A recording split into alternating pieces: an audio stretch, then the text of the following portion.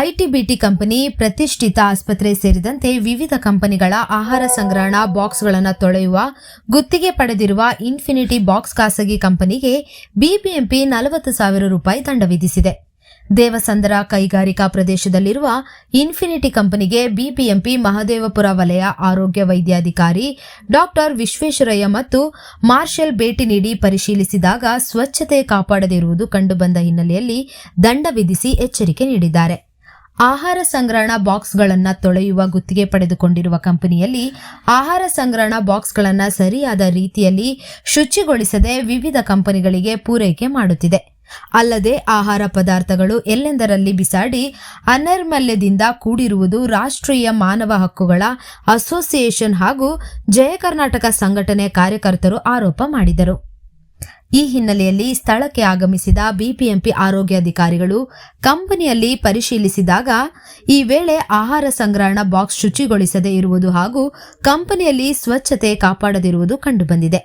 ಈ ಹಿನ್ನೆಲೆಯಲ್ಲಿ ಕಂಪನಿಗೆ ಸ್ಥಳದಲ್ಲೇ 40,000 ರೂಪಾಯಿ ದಂಡ ವಿಧಿಸಿ ಇನ್ನು ಮುಂದೆ ಸ್ವಚ್ಛತೆಗೆ ಆದ್ಯತೆ ನೀಡಬೇಕು, ಇಲ್ಲದಿದ್ದರೆ ಕಂಪನಿ ಮೇಲೆ ಕ್ರಮ ಕೈಗೊಳ್ಳಬೇಕಾಗುತ್ತದೆ ಎಂದು ಎಚ್ಚರಿಕೆ ನೀಡಿದ್ದಾರೆ. ಪ್ರತಿಷ್ಠಿತ ಸಾಫ್ಟ್ವೇರ್ ಕಂಪನಿ ಆಸ್ಪತ್ರೆಗಳ ಆಹಾರ ಸಂಗ್ರಹಣಾ ಬಾಕ್ಸ್ಗಳನ್ನು ಈ ಕಂಪನಿ ಶುಚಿಗೊಳಿಸದ ಕಾರ್ಯ ವಹಿಸಿಕೊಂಡಿದೆ. ಆದರೆ ಯಾವುದೇ ರೀತಿಯ ಸ್ವಚ್ಛತೆ ಕಾಪಾಡುತ್ತಿಲ್ಲ. ಇದರಿಂದ ಜನರ ಆರೋಗ್ಯದ ಮೇಲೆ ದುಷ್ಪರಿಣಾಮ ಬೀರುತ್ತಿದೆ. ಈ ಕಂಪನಿಯು ಯಾವುದೇ ರೀತಿಯ ಟ್ರೇಡ್ ಲೈಸೆನ್ಸ್ ಹಾಗೂ ಫುಡ್ ಲೈಸೆನ್ಸ್ ಹೊಂದಿಲ್ಲದೆ ಅಕ್ರಮವಾಗಿ ಕಾರ್ಯನಿರ್ವಹಿಸುತ್ತಿದೆ. ಈ ಕಂಪನಿ ಆಡಳಿತ ಮಂಡಳಿ ವಿರುದ್ಧ ಕ್ರಮ ಜರುಗಿಸಬೇಕು ಎಂದು ರಾಷ್ಟ್ರೀಯ ಮಾನವ ಹಕ್ಕುಗಳ ಕ್ಷೇಮಾಭಿವೃದ್ಧಿ ಸಂಘದ ಉಪಾಧ್ಯಕ್ಷ ದಿಲೀಪ್ ಕುಮಾರ್ ಯಾದವ್ ದೂರಿದರು. ಈ ಸಂದರ್ಭದಲ್ಲಿ ರಾಷ್ಟ್ರೀಯ ಮಾನವ ಹಕ್ಕುಗಳ ಕ್ಷೇಮಾಭಿವೃದ್ಧಿ ಸಂಘದ ಉಪಾಧ್ಯಕ್ಷ ದಿಲೀಪ್ ಕುಮಾರ್, ಕೆಆರ್ಪುರ ಕ್ಷೇತ್ರದ ಅಧ್ಯಕ್ಷ ಜಯ ಕರ್ನಾಟಕ ಅಂಜನ್ ಮೂರ್ತಿ, ಎಎಪಿ ಪಕ್ಷದ ಕೆಆರ್ಪುರ ಕ್ಷೇತ್ರದ ಅಧ್ಯಕ್ಷ ದಿಲೀಪ್ ಕುಮಾರ್, ಭರತ್ ಕುಮಾರ್ ಯಾದವ್ ಮತ್ತಿತರರು ಉಪಸ್ಥಿತರಿದ್ದರು. ಎಲ್ಲರಿಗೂ ನಮಸ್ಕಾರ. ನನ್ನ ಹೆಸರು ಬಂದುಬಿಟ್ಟು ದಿಲೀಪ್ ಕುಮಾರ್ ಯಾದವ್ ಅಂತ. ರಾಷ್ಟ್ರೀಯ ಮಾನವಗಳ ಹಕ್ಕುಗಳ ಕ್ಷೇಮಾಭಿವೃದ್ಧಿ ಸಂಘದ ರಾಷ್ಟ್ರೀಯ ಉಪಾಧ್ಯಕ್ಷರು ನಾನು. ಇವತ್ತು ನಾವು ಬಂದಿದ್ದ ವಿಚಾರ ಏನಂದರೆ ಸರ್, ಮಹದೇವಪುರ ಇದು ಬಂದು ಕೆಆರ್ಪುರಂ ಕ್ಷೇತ್ರ ಬರುತ್ತೆ, ಆದರೆ ಮಹದೇವಪುರ ಜಾಗಕ್ಕೆ ಬರುತ್ತೆ. ಇದು ಇಂಡಸ್ಟ್ರಿಯಲ್ ಏರಿಯಾ, ದೇವಸಂದ್ರದ ವಲಯದ ಇಂಡಸ್ಟ್ರಿಯಲ್ ಏರಿಯಾದಲ್ಲಿ ಒಂದು ಸಂಸ್ಥೆ ಇನ್ಫಿನಿಟಿ ಬಾಕ್ಸ್ ಅನ್ನೋ ಒಂದು ಸಂಸ್ಥೆ 2 ವರ್ಷದಿಂದ ಕಾರ್ಯಚಟುವಟಿಕೆಗಳು ನಡೆಸ್ತಾ ಇದ್ದಾರೆ. ಈ ಒಂದು ಸಂಸ್ಥೆದು ಮೂಲ ಉದ್ದೇಶ ಏನಂತಂದರೆ, ಈಗ ಕಂಪಾಸು, ಸೊಡೆಕ್ಸು, ವೈದೇಹಿ ಹಾಸ್ಪಿಟ್ಲು ಅಂತ ಒಂದು ನಾನಾ ಕಂಪನಿಗಳದು ಒಂದು ಊಟದ್ದು ಹೋಗೋ ಬಾಕ್ಸ್ಗಳನ್ನ ತೊಳೆಯುವಂಥ ಪ್ರಕ್ರಿಯೆ ಇವ್ರದ್ದು. ಆ ತೊಳೆಯುವಂಥ ಪ್ರಕ್ರಿಯೆ ಹತ್ರ ಇವಾಗ ಇವ್ರು ಏನು ಮಾಡಬೇಕು ಅಂದರೆ ಫುಡ್ ಲೈಸೆನ್ಸ್ ಮಾಡಿಸ್ಕೋಬೇಕು, ಟ್ರೇಡ್ ಲೈಸೆನ್ಸ್ ಇರಬೇಕು, ಆಮೇಲೆ ಎಲ್ಲ ಶುದ್ಧವಾಗಿರಬೇಕು, ಅಗ್ನಿಶಾಮಕ ದಳದ್ದು ಕ್ರಿಯೆಗಳು ತಗೋಬೇಕು. ಇವರು ಯಾವುದೇ ರೀತಿ ನಿಯಮಗಳು ಪಾಲಿಸ್ದಿರಾ ಇವ್ರು ಮಾಡ್ತಾ ಇದ್ದಾರೆ. ಈಗ ನೀವು ಈಗಾಗಲೇ ನೋಡ್ಬೋದು ನೋಡಿ, ಇಲ್ಲಿ ಬಿಬಿಎಂಪಿ ಕಸ ನೋಡಿ ಇಲ್ಲೇ ರಸ್ತೆಯಲ್ಲಿ ಎಸ್ದಿದ್ದಾರೆ. ಆಮೇಲೆ ಪಕ್ಕದಲ್ಲೇ ಆ ಕಸನ ಹಾಕಿ ಸುಟ್ಟೋ ಅಂಥ ಕೆಲಸ ಮಾಡ್ತಾಯಿದ್ದಾರೆ ಇವರು.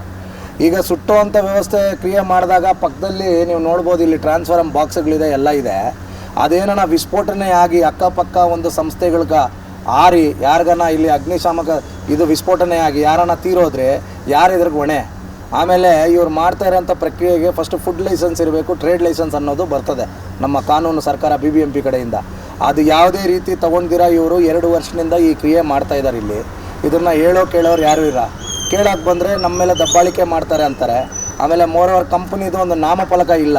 ನಾವು ಈಗಾಗಲೇ 1 ತಿಂಗಳು ಮುಂಚೆ ಬಂದು ಇವ್ರಿಗೆ ಹೇಳಿದ್ದೀವಿ, ಸರ್ ನಾಮಫಲಕವನ್ನು ಹಾಕಬೇಕು, ಇದು ಕರ್ನಾಟಕದಲ್ಲಿ ನಾವು ಕನ್ನಡದಕ್ಕೆ ಆದ್ಯತೆ ಕೊಡಬೇಕು ಅನ್ನೋ ಒಂದು ವಿಚಾರ ನಾವು ತಿಳಿಸೋಗಿದ್ವಿ. ಆದರೂ ಕೂಡ ನಮ್ಮ ಕರ್ನಾಟಕದವ್ರಿಗೆ, ಕನ್ನಡಿಗರಿಗೆ ಸ್ವಾಭಿಮಾನಕ್ಕೆ ಇವ್ರು ಧಕ್ಕಿ ತಂದಿದ್ದಾರೆ. ಇವತ್ತು ಇಲ್ಲಿ ಬಂದು ಕೇಳೋವಂಥ ವಿಚಾರದಲ್ಲಿ ನಾವು ನೋಡ್ಕೊತೀವಿ, ಅಧಿಕಾರಿಗಳು ಬಂದರೆ ನೋಡ್ಕೊತೀವಿ. ಈಗಾಗಲೇ ಆ ಅಧಿಕಾರಿಗಳು ಕೂಡ ಬಂದು ಅವ್ರು ಏನು ಕ್ರಮ ತಗೋಬೇಕು ಬಂದು ಅವರು ಒಂದು 41,000 ಇವಾಗ ಒಂದು ಫೈನ್ನ ಕೂಡ ಹಾಕಿದ್ದಾರೆ.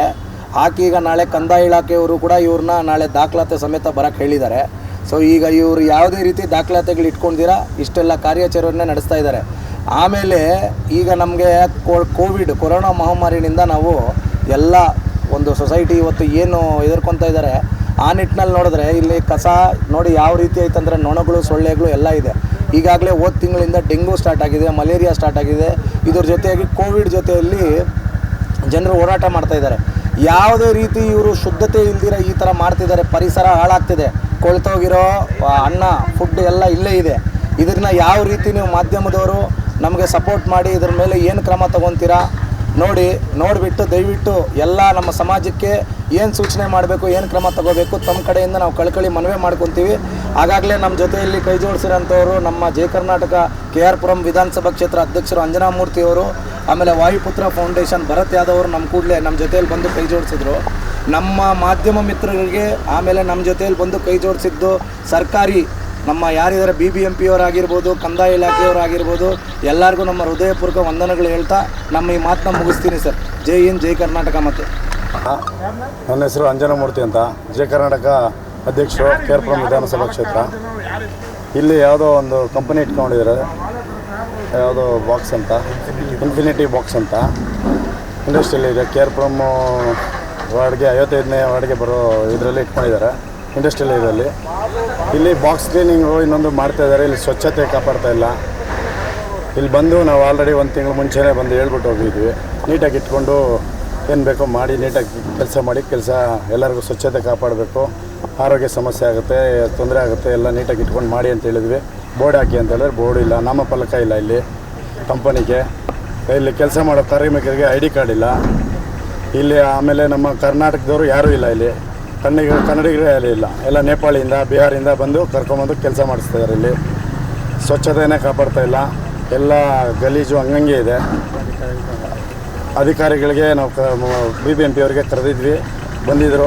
ಹೆಲ್ತ್ ಆಫೀಸರು, ಫುಡ್ ಇನ್ಸ್ಪೆಕ್ಟ್ರು ಎಲ್ಲ ಬಂದಿದ್ದರು. ಅವರು BBMP ಅವರು ಅಧಿಕಾರಿಗಳು, ಕಂದಾಯ ಇಲಾಖೆಯವರು ಬಂದಿದ್ದರು. ಅವರು ಬಂದು ಪರಿಶೀಲನೆ ಮಾಡ್ಕೊಂಡು ಹೋಗಿದ್ದಾರೆ. ಅವರು ಈಗ ಫೈನ್ ಹಾಕಿದ್ದಾರೆ 40,000 ರೂಪಾಯಿ. ಬಂದುಬಿಟ್ಟು ಈಗ 2-3 ದಿನದಲ್ಲಿ ಅದರ ದಾಖಲಾತಿ ತೆಗೆದುಕೊಡ್ಬೇಕು ಅಂತ ಹೇಳಿದ್ದಾರೆ.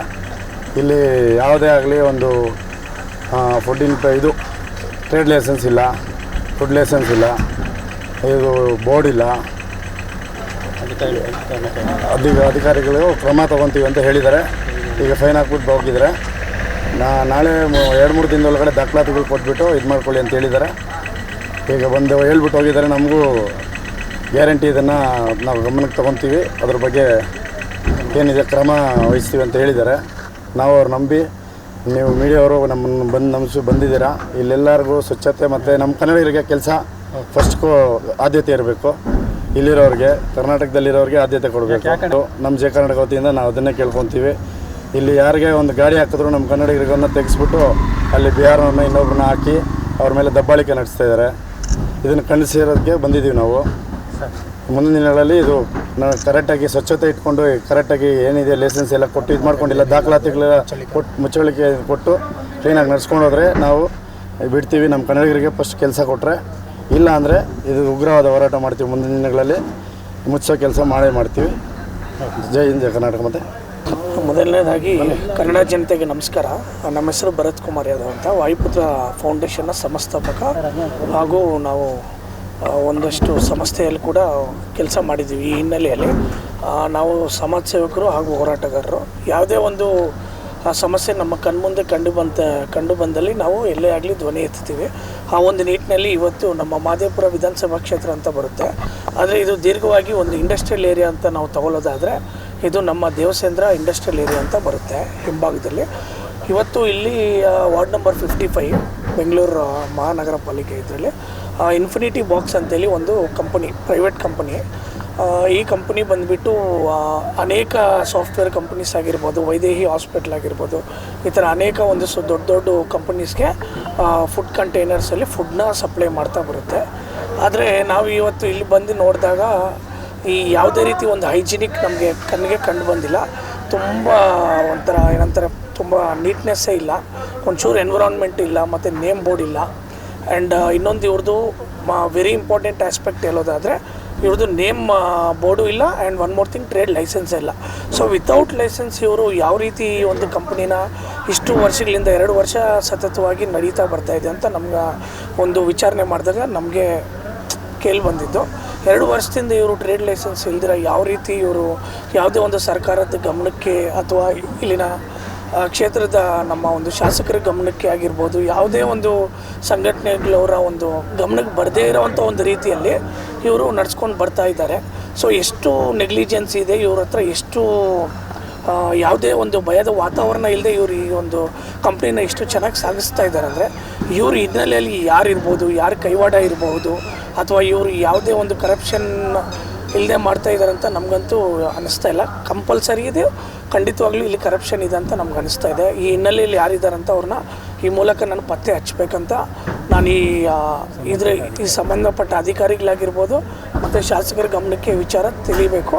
ಅವರು ಇದನ್ನು ಕೂಡಲೇ ಕೈ ಕ್ರಮ ತಗೋಬೇಕಂತ ನಾವು ಈ ಮೂಲಕ ಎಲ್ಲರಲ್ಲಿ ಮನವಿ ಮಾಡ್ಕೊತೀವಿ.